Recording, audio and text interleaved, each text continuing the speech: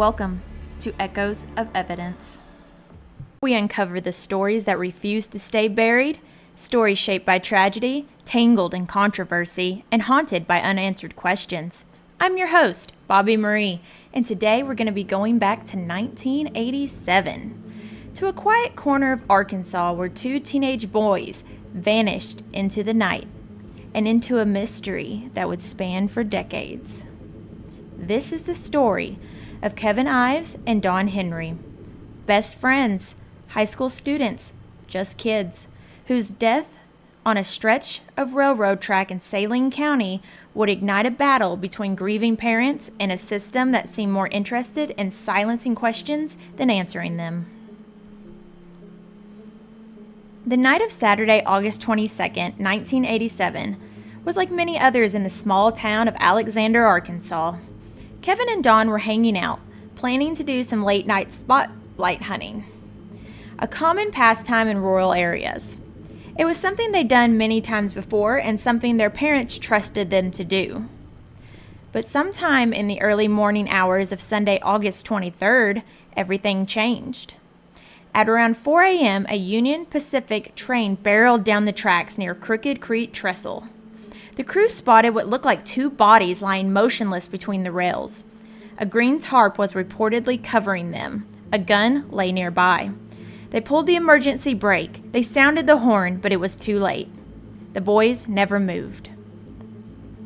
The train radioed for help. By 4:40 a.m., local and state police were on the scene. But from the beginning, things felt off. The train crew insisted that there had been a tarp over the bodies, but when law enforcement arrived, no tarp was ever logged into evidence. No tarp was ever mentioned again in any of the official reports. It had simply vanished. Also collected at the scene was a shattered .22 caliber rifle, Don Henry's. It would later become a crucial piece of evidence, but that morning, police treated it little more than a prop in an accidental tragedy. Kevin and Don's parents woke up to find their sons missing, and then came across the worst news any parent can imagine. Their boys had been run over by a train.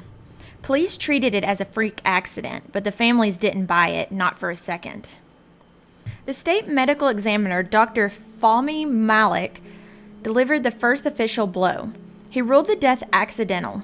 According to Malik, the boys had smoked an extreme amount of marijuana, so much that they passed out on the tracks and didn't wake up as a 6,000-ton freight train came bearing down on them. The cause of death? Accidental due to THC intoxication. Let that sink in. Two healthy teenage boys with plans to go hunting, according to Malik, smoked the equivalent of 20 joints, passed out perfectly, side by side on a railroad track, never stirred as a train approached, not a single movement.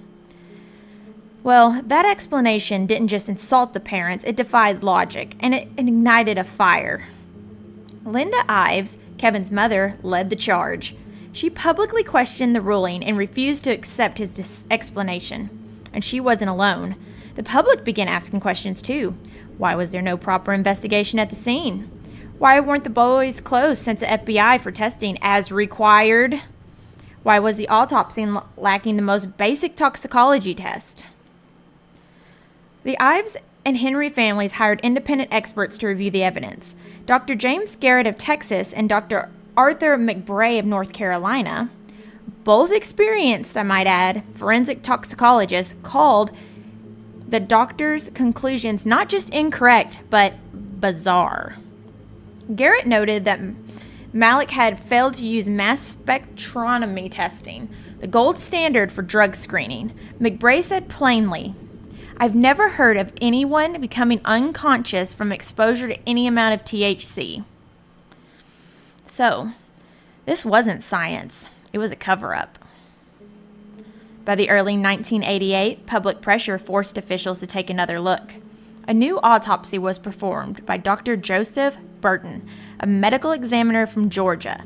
His findings were chilling. He concluded that Don Henry had been stabbed in the back before being placed on the tracks. Now let me refresh your memory that the initial examiner said nothing about this. Not one time did he mention this.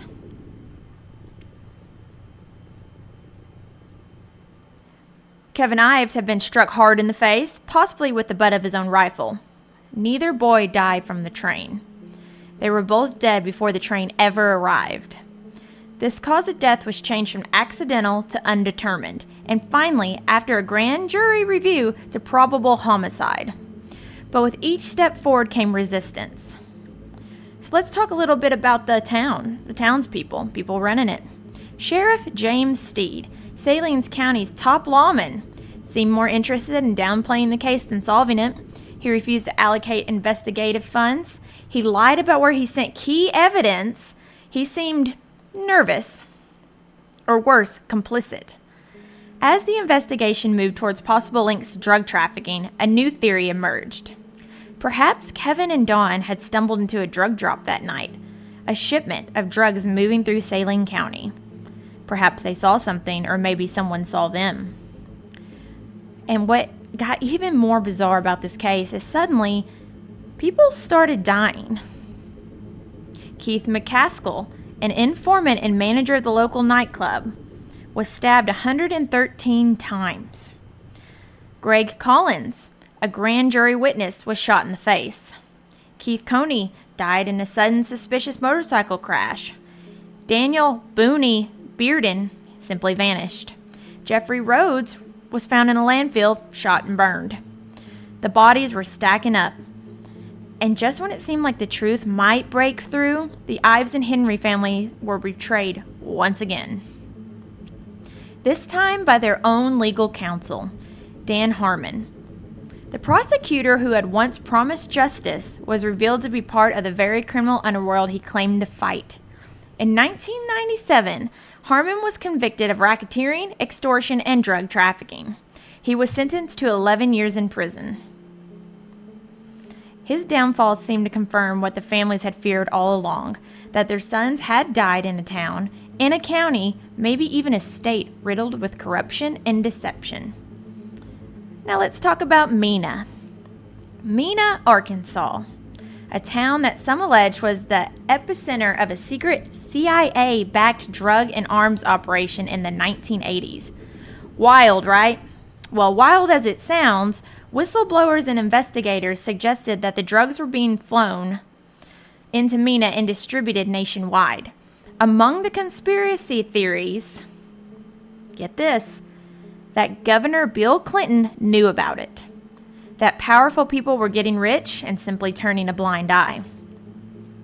In 1994, the conspiracy video, The Clinton Chronicles, amplified these claims, linking the boys' deaths to the Mena drug operation and implicating Clinton himself in the alleged cover-up.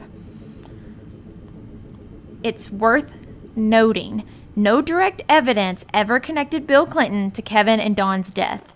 But by then, the case had become a symbol of everything broken in the system, an unsolved crime, buried in secrets, smeared with politics, and fueled by silence. But wait, there's more. Then, almost 30 years later, another twist. In 2018, former pro wrestler Billy Jack Haynes released a video. In it, he claimed that he was there the night Kevin and Dawn were murdered, but he had been providing security for a drug drop, and he witnessed their deaths. His story was wild, full of holes, unsupported evidence, but it fed into the narrative that never quite died, that something terrible happened that night, and powerful people made sure the truth never came out. In 2016, Linda Ives sued federal agencies under the Freedom of Information Act, demanding the release of case documents.